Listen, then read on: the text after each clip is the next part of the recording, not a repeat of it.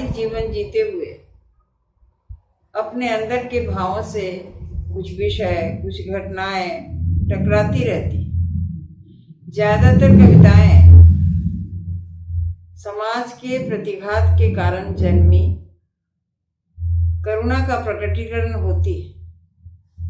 यूं तो हर व्यक्ति जो जन्म लेता है, जब तक जीता है, उसके हृदय में कविता पलती रहती है।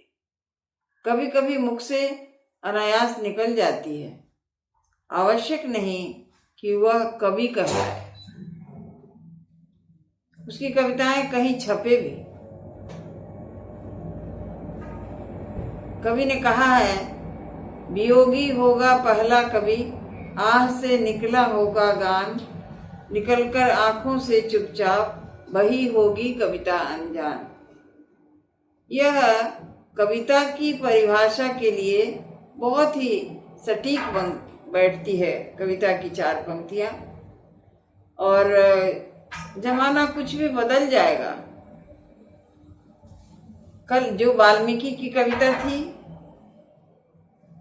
बीच में फिर हमारे जो क्रम में जो जितने भी दिनकर की कविता, सब जितने भी कवि आए उनकी और आज की कविता, उनकी विशेषताएं वही होंगी। कविता विषाद को मन से निकालकर व्यक्ति के हृदय को निर्मल बना देती।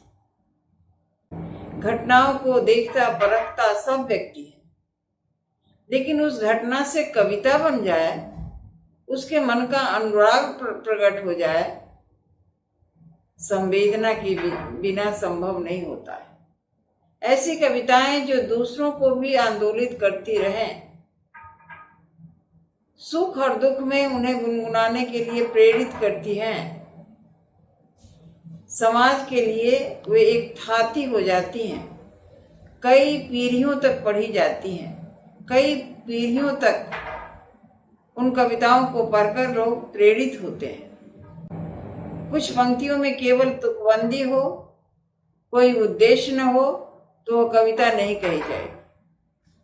कविता अपने देश की संस्कृति के सूत्रों को भी अपने में धारण की हुई होती है।